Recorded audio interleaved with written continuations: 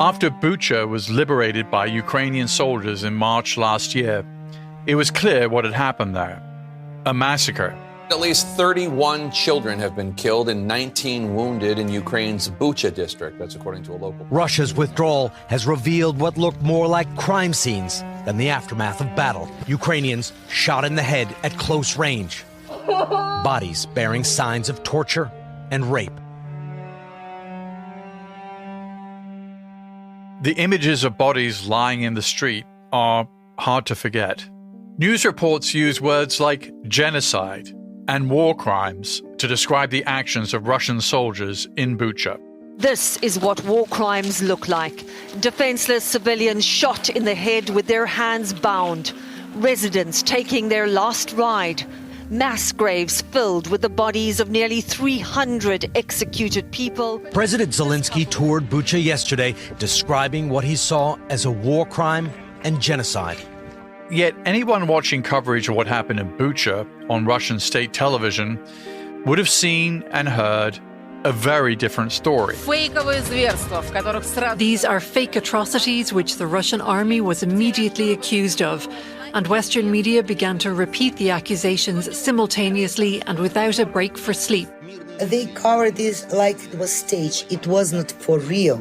Bucha, it was massacre in Bucha, and they covered is that Bucha killings, mass murders, were staged by Ukraine regime. Войдет в историю нашего населенного пункта как день освобождения.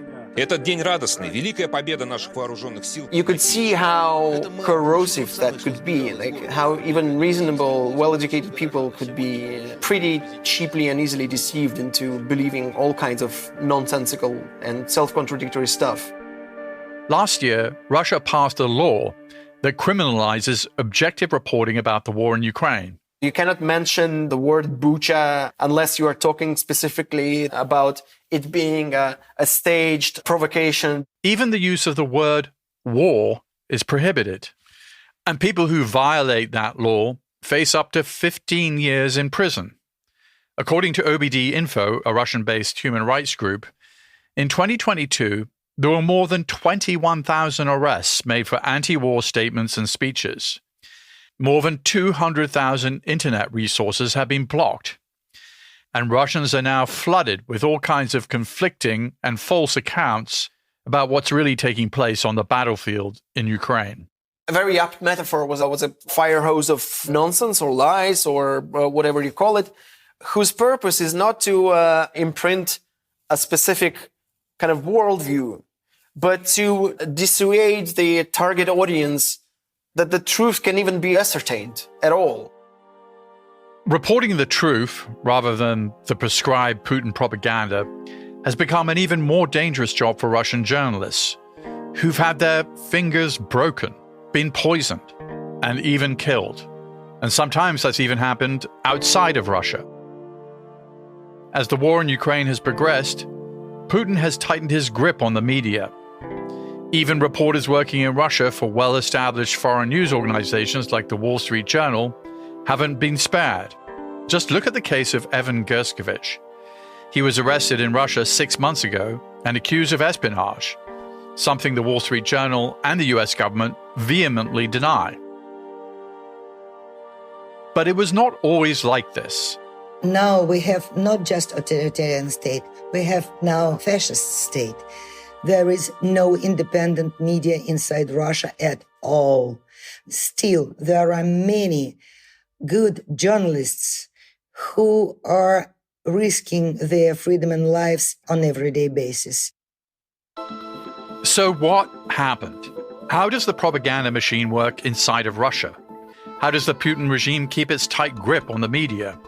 And how do independent journalists try to get around the controls, often at great risk to their lives? I'm Peter Bergen.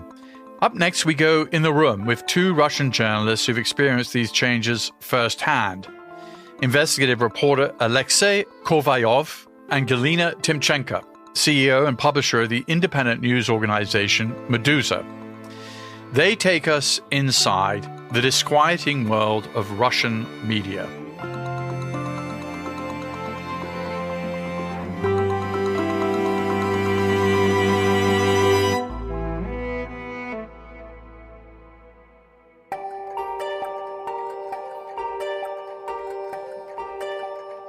Russian state propaganda certainly didn't begin with the war in Ukraine. There was plenty of it during the Soviet era, when newspapers were tightly controlled, and violating official state propaganda could get you sent to a labor camp, or maybe even worse. Still, many say things weren't always as bad as they are now for Russian journalists interested in covering the truth and reporting critically about the Russian government. Like when Galina Timchenko began her career working for the Russian business newspaper Kommersant in the 1990s. I recall my job at the business newspaper as the happiest time in my life. That's in part because the job had reasonable hours. She started at 9 a.m. and finished by 7. There was no 24-hour news cycle, but there was plenty of news to report in the 1990s. The Soviet Union collapsed. Places like Estonia, Latvia, and Ukraine declared their independence. Under the new president, Boris Yeltsin, many Russian industries were privatized. Price controls were lifted. Inflation soared. There was social and economic upheaval. And lots of independent news organizations got started. Back then, there were unwritten rules about what you could write and not write? No, it was the time of almost absolute freedom in Russia. It was President Yeltsin who strongly opposed any censorship. So we were free to do whatever we wanted to. Even though she was free to write and report whatever she wanted for Kommersant, this definitely wasn't her dream job. So in 1999, the same year that Vladimir Putin first came to power, she went to work for Lenta.ru, one of Russia's first entirely digital news sites, and eventually she made her way up to be editor-in-chief. But while she was at Lenta.ru, things began to change. That freedom to report what was actually happening, particularly things unfavorable to Putin, began to disappear. It was a gradual shift. Putin said not once, but many times, that media should serve not the people, but the government, the officials, the state. And all his allies turned their back to the media. They refused to talk. They refused to comment. They did not share information. And year from year, the situation became worse and worse. Alexey Kovalev also experienced these changes. He was working for RIA Novosti, one of Russia's largest newswires. Back then, RIA Novosti had reporters in more than 40 countries and covered news in more than a dozen languages. RIA Novosti was a pretty respected place. Respected because although it was completely government-funded, it had a reputation for independence and a diversity of viewpoints. RIA Novosti was headed up by an editor who Alexey says was not afraid to cover tough stories or issues that might not be favorable to Putin. She ran RIA Novosti as a kind of pretty regular newswire, which was a radically different place back then. When he first started working for RIA Novosti, he says there was just one topic that you couldn't cover. There was only pretty much one unspoken rule. Don't come anywhere near Vladimir Putin's family. It wasn't like a memo. Nobody would put things like that in the memo. So you kind of was supposed to instinctively figure it out for yourself, what kind of things were off limits. Alexey says he violated that rule just one time, when he ran a kind of satirical story congratulating one of Putin's daughters on her marriage. But nothing happened.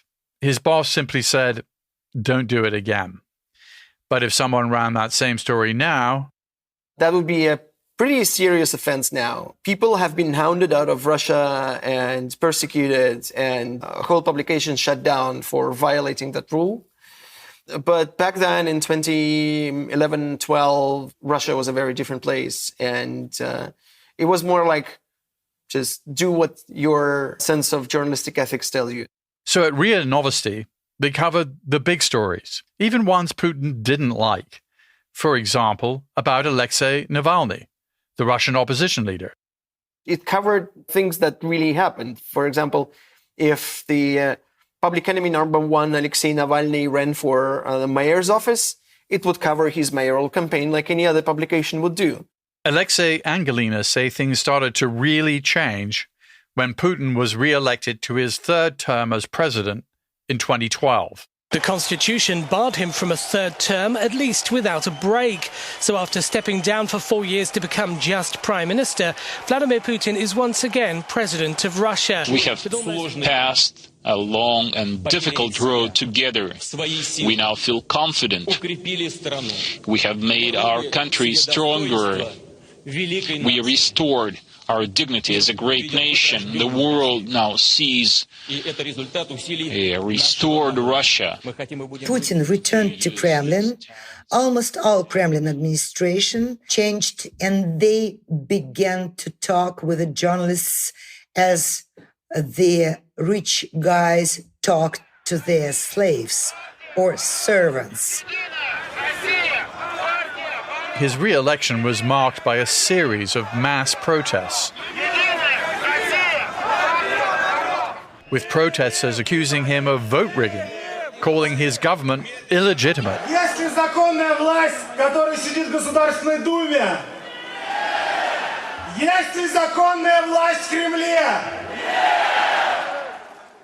Russians woke up to the fact that these elections, both the parliamentary elections and the presidential elections, were ridiculously rigged. People who came up, who went to monitor these polling stations in Moscow and elsewhere, saw government officials just simply stuffing ballot boxes full of already signed ballots. And it was a major scandal, and hundreds of thousands of people in Moscow and other cities went out to the streets. And Putin was really, really spooked. Like, he didn't expect it at all. You can see how the Kremlin was really kind of discombobulated by this whole thing. In May 2012, at one of these major mass demonstrations in Moscow, there was a huge police crackdown. It was like unprecedented brutality, unseen in decades. And then Putin just kind of went off the deep end. And I think that's when he kind of shut himself in this kind of conspiracy bunker. And Alexey and Galina say he also really tightened his control over the media, weeding out anyone who wasn't considered loyal. People like them. Alexey lost his job in December 2013. So did his boss. We were all commuting to our work, and then we found out that President Putin, by his personal decree, disbanded the Novosti and merged it into a huge propaganda conglomerate.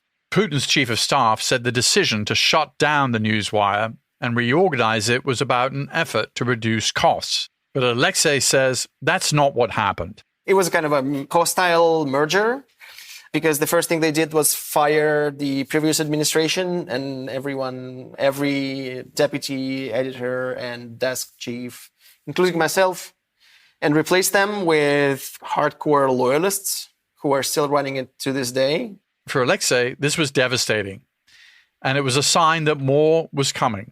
The whole propaganda fake news machine went into overdrive. After RIA Novosti was taken over by government appointees, things began to deteriorate even further, and reliable information about what was really happening in Russia, rather than simple propaganda, became a lot harder to come by. Alexey and his boss weren't the only ones to lose their jobs. Other top editors lost their jobs or were pressured to resign. In 2014, it was Galina's turn. In 2014, you were fired. Yep, in a second. Why? 2014 started with this silent Crimea annexation, and there were huge protests in Kyiv. And I asked one of my reporters to come to Kyiv and to make a reporting from this Independence Square in the center of Kyiv. He made an interview with the leader of so-called right sector, is Nationalist Party in Ukraine. And we published this interview because it was very interesting. It was a hot topic. And after that, they threatened to revoke our media license. The owner of our media holding organized a meeting. And when I came into the room, he said, I deeply understand that you're a great editor, but you're fired. I have no cards to play with Kremlin. They demanded directly from the Kremlin administration from me to fire you. More than 60 reporters at Lenta.ru published a statement in protest of her firing on Lenta.ru's website. And then many quit their jobs. Galina knew she was going to be fired. The annexation of Crimea went hand in hand with a ramping up of the Russian propaganda machine and a strategy to muzzle journalists like her so Putin could control the story about what was happening there. And we were in such a hurry those months before my firing to publish this piece and this piece and that and that. And we decided that it's just a matter of time. Every day could be the last day. And we are trying to publish as much as possible the most important investigations and reporting from Ukraine. After she was fired, Galina felt like if she was going to have any real sort of impact going forward, she needed to create an entirely new independent news organization. And she knew she couldn't do that inside Russia. I understood that there is no chance that Kremlin would allow me to do this media inside Russia. So in 2014, she and a group of colleagues created Meduza. They established the headquarters in Riga, Latvia. It's the same time zone, the same climate, Russian-speaking population. And it was very important that time. It was cheap to establish media inside Latvia. When we started to discuss how will we do it from the scratch, I was sure that Russian authorities would block us in a minute. So once during pre-editorial meeting, I said, guys, I need this media that if they cut our head, the two heads should grow. What's the name of the beast? And somebody says, Meduza. I said, no, it's Hydra. But what a perfect word, Meduza. In those early years, Meduza still had a staff of reporters based inside Russia. Eventually, they'd have to pull them out. But at this point, they could still do their work. Meduza published their news stories on their website, but also on an app. They created strategic partnerships like one with BuzzFeed, and their reach grew. They had millions of readers. Our mobile application has 1.5 million downloads. But as Meduza grew its staff outside of Russia's borders, independent news inside the country continued to shrink. By the time Russia annexed Crimea, all of the biggest national media were already under very restrictive Kremlin control. In 2017, a law that could designate an organization a foreign agent was updated to make it easier to apply it to the media. Expressing an opinion about Russian policies or officials could put a news organization at odds with the law. And in 2021, Meduza was labeled a foreign agent. This meant Meduza had to attach a warning to every single bit of content they produced, videos, articles, tweets, even ads. The warning had to appear in all caps, in a font twice the size of the actual content. This effectively killed Meduza's advertising revenue, in addition to scaring away many of their sources. And since then, the Russian government has labeled dozens of media outlets and over 100 individual journalists as foreign agents, including the newspaper Novaya Gazeta, which won the Nobel Peace Prize for its reporting and was first created in 1993 when Boris Yeltsin was president. Then, in February 2022, Russia invaded Ukraine again in an escalation of the war it had begun in Crimea. As the war, which is referred to as the special operation, and that Putin says is about denazifying Ukraine, waged on, the Putin government took things a step further. Russia's prosecutor general designated Meduza an undesirable organization. This meant it actually became illegal for people inside Russia to interact with Meduza's content, like linking to a story by Meduza. And it meant the staff of reporters in Russia were even more at risk. Alexey, who'd gone to work for Meduza at that time, left the country on foot. When the full-scale invasion started, the Russian censorship ministry sent a memo to all the surviving online media and told them that unless you expect to be completely outlawed and blocked in Russia and lose access to all your audience, the only source you can use about this special military operation is the press releases of the defense ministry. And it still is. Like, if you are a media working in Russia, you can only use information provided to you by the Russian defense ministry. I think it was March 1 or 2, like a week into the invasion, 25 people and their families working at Meduza still in Russia at the moment. I wasn't planning to leave my home. I was planning to stay and cover this because that's like the most important job in my life. But at some point, there were rumors circulating in Moscow that they were about to introduce martial law, which would, of course, mean the suspension of all civil liberties and freedom of the press officially, but also maybe closed borders. We went on a kind of a group call and decided that it was no longer safe for us to remain in Russia. And it was a very timely and wise decision because by the time I crossed the Russian-Estonian border on foot with my wife and my dog, the next day, Meduza was completely blocked in Russia. And now, as the war in Ukraine has moved well past the 1.5-year mark with no end in sight, the propaganda machine is in full swing. Every single publication I worked for is now illegal to send a link to someone in Russia. They are all blocked. A majority of older Russians and people living in rural areas still tend to get most of their information from TV. I've seen some stats that suggest as many as 82 million Russians watch state TV every day. And with the government in full control of what's on TV, it can be pretty difficult to make sense of what's really going on. Kremlin relies on this social contract where people disengage themselves from politics, but at the same time, the war effort requires the kind of total mobilization of the population. So there's like this friction between these two contradictory goals.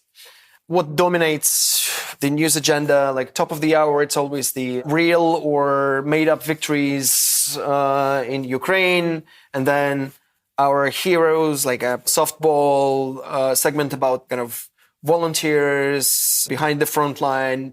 We are constantly winning, and there's like the whole West is against us. And here's a story about CIA's involvement in regime change operations from 1949 to present day. And there's like very little that connects to actual people's lives.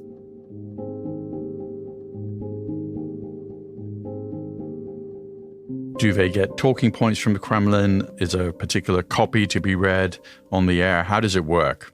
It's very simple. Every Friday, there is a meeting inside Kremlin administration building where heads of Russian state TV gather, and there are some list of topics, main topics of the week.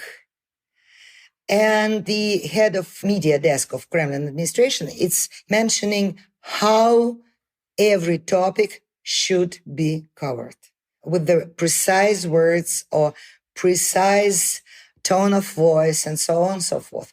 So it's very easy. It's weekly meetings inside Kremlin. Well, give us an example or two of the kinds of stories that they have generated that fit this. My favorite, but very short example is that they forbid to call explosion, explosion. I do not know how is it in English, but if you clap, they call it clap. The citizens of the city heard a clap, not an explosion. They invented their own vocabulary. Russian television is also big on conspiracies about the war, and Alex Jones has made appearances. Алекс Джонс, доброе утро. It's definitely a pleasure. Для меня большая честь. Спасибо большое. Рад с вами сегодня быть в интервью. Да, мы все еще живы и не умираем от этой войны. One defining feature of Russian state propaganda is its blazing inferiority complex. So they always have to have an American figurehead saying the same things they just said. because it makes them more believable. That's why Alex Jones and Tucker Carlson are like the biggest stars on Russian television. People in Russia know that government television is lying. But when it's the American guy saying the same things, it's entirely different. So there's like a lot of synergy between these guys. Conspiracy theories about how nothing you do is ever your fault, but it's always the kind of a shadowy manipulations by these kind of malign forces. It's a very popular narrative in the Russian propaganda. Conspiracy theories offer easy answers to very complicated questions.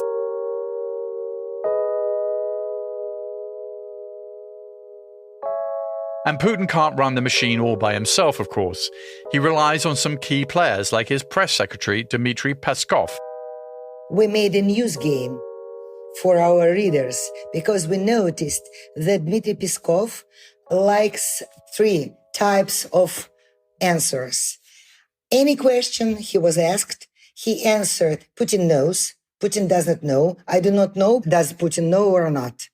So we took real news topics, news titles, and our readers should guess how did for real Peskov answered, replied, Putin knows, Putin does not know, I do not know, does Putin know or not? It seems to me that more than 1 million of our readers played this game. You know, one interesting thing about propaganda is, and tell me if you think this is what Putin is doing on Russian TV, is you don't have just one explanation of event. You might put out several, some of which may be even contradictory. But the point is... Contradictory. Yeah, the point is not to persuade people of an alternative story. The point is just to confuse people about the truth because there's so many versions out there and no one knows what to believe. Is that the approach? Yeah, absolutely. It's the main idea.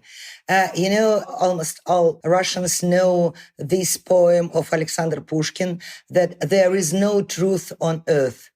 But Pushkin wrote it about the Lucifer.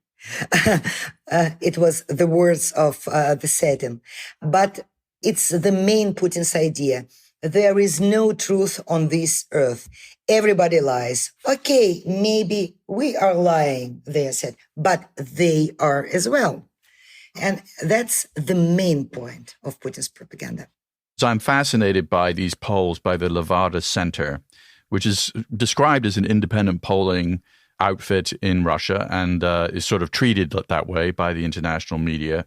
And Putin still kind of polls above 80%, which is sort of pretty extraordinary, given the fact that even if you're watching Russian TV, there's plenty of information from some of the nationalist Russians that the war is not going as planned.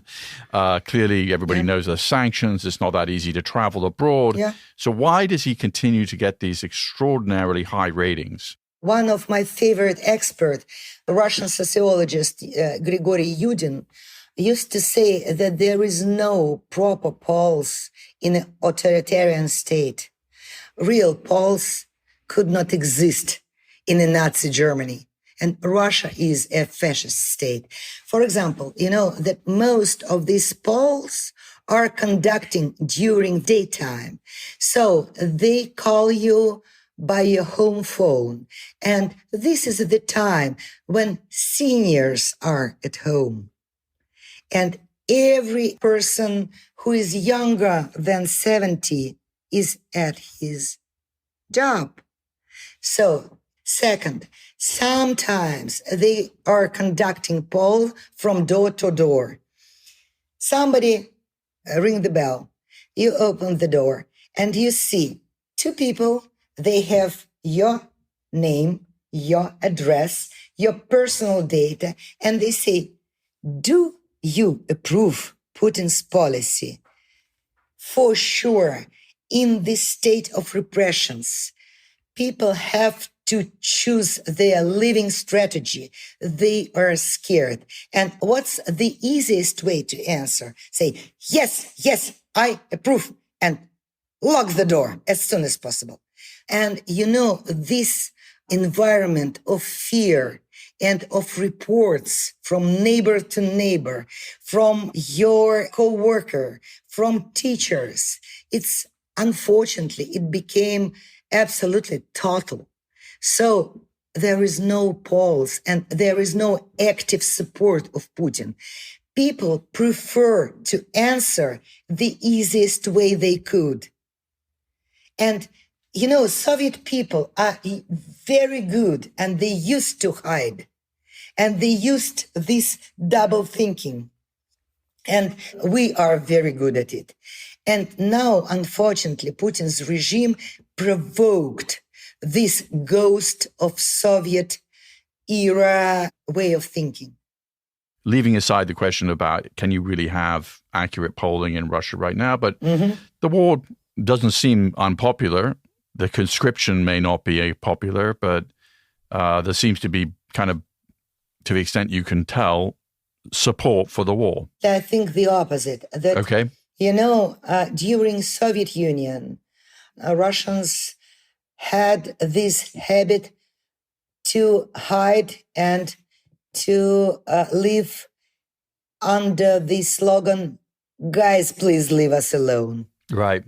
And after maybe 15 years of so-called freedom, more or less freedom, now the state intervenes into everyday life, into lives of their kids, into school education, into museums and theaters and movie theaters.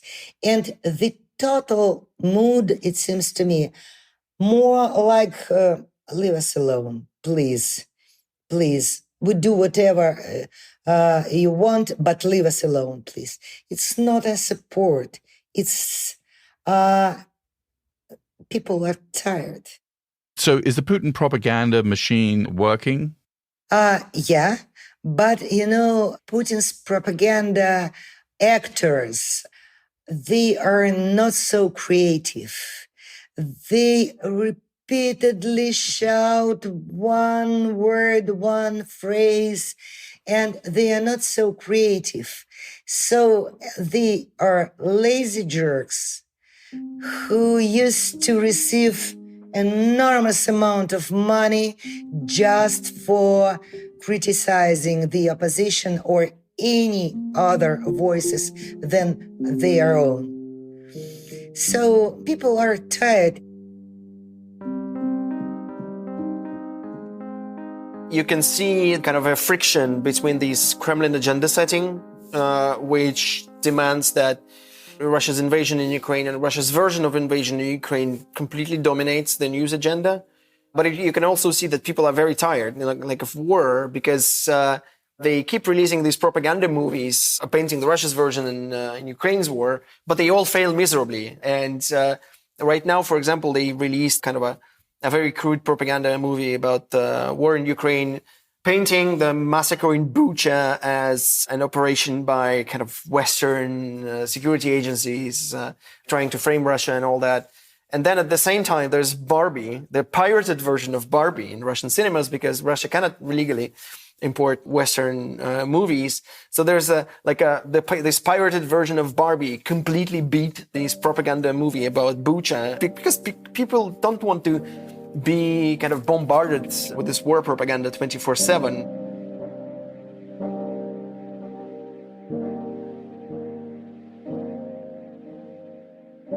Are you concerned about your personal safety? Not so much, because more than a year ago we developed safety protocols. It's banned option for me to order delivery service, for example, or I could not order tap water at restaurant, only at the bottle and in the glass and so on. So it's a little bit disturbing, but nothing special. And even though she says those safety protocols are nothing special, the danger she faces is real. A reporter working for Meduza who'd been to Ukraine to cover the war was poisoned and is still experiencing health issues. Galina's phone was recently infected with the highly effective Pegasus spyware. But she says she's focused on staying ahead of the Kremlin's reach. Meduza recently expanded its offices beyond Latvia and now has people based in Berlin and Amsterdam. Latvia has big borderline with Russia, and Russia is aggressive state. And they have a system for protecting the journalists who are still reporting inside Russia. They divide up the reporting for a story among multiple people, so no single reporter is ever asking all the questions or doing all the interviews. Because it's too dangerous to do it in one hand. Meduza is also running a campaign to promote the use of VPN in Russia. It's a way to connect to the internet via a remote server, sometimes through another country, that also encrypts your personal data, masks your IP address, and lets you get around website blocks. Meduza even offered their readers a free VPN service to use.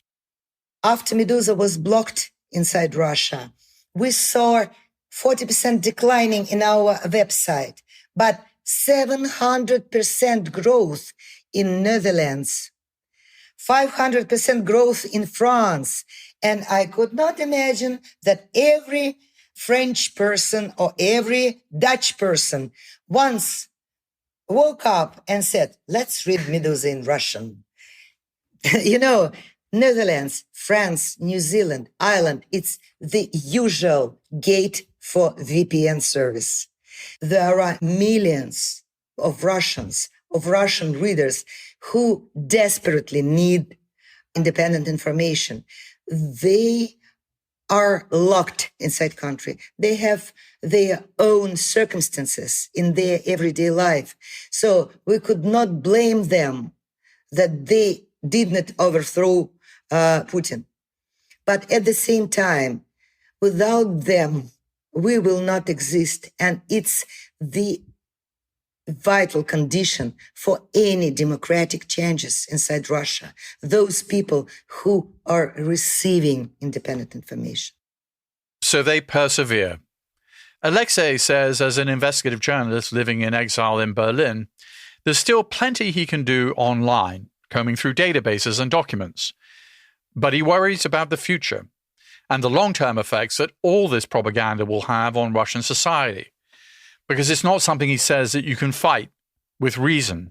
I chose exile because I'm not nearly as courageous as some of the people who are serving 7 to 9 years in Russian prisons.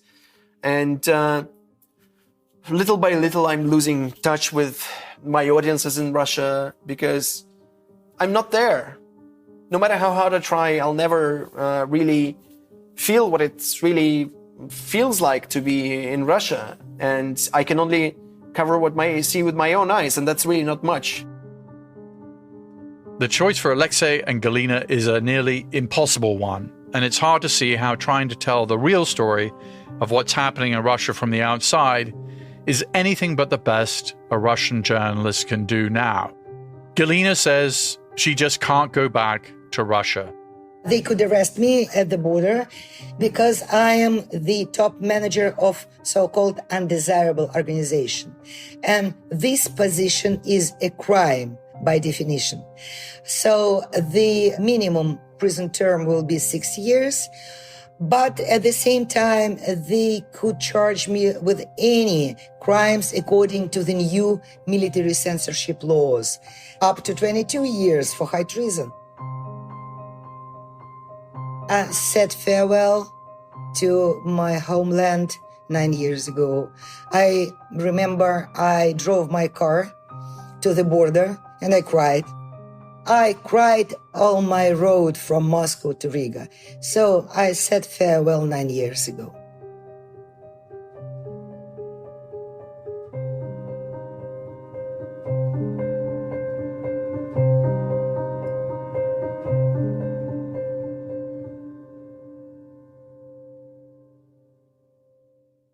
If you're interested in knowing more about the issues and stories we talked about in this episode, we recommend the following books: Nothing is True and Everything is Possible, The Surreal Heart of the New Russia by Peter Pomerantsev, and also Between Two Fires, Truth, Ambition, and Compromise in Putin's Russia by Joshua Yaffa.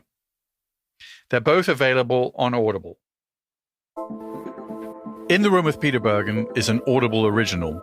produced by Audible Studios and Fresh Produce Media. This episode was produced by Alexandra Salomon with help from Holly DeMuth. Our executive producer is Alison Craiglow. Katie McMurran is our technical director. Our staff also includes Laura Tillman, Eric German, Luke Cregan, Sandy Malera, and JP Swenson. Theme music is by Joel Picard. Our executive producers for Fresh Produce Media are Colin Moore, Jason Ross, and Joe Killian. Our head of development is Julian Ambler. Our head of production is Elena Bavietz. Eliza Lambert is our supervising producer. Maureen Traynor is our head of operations. Our production manager is Hermenio Ochoa.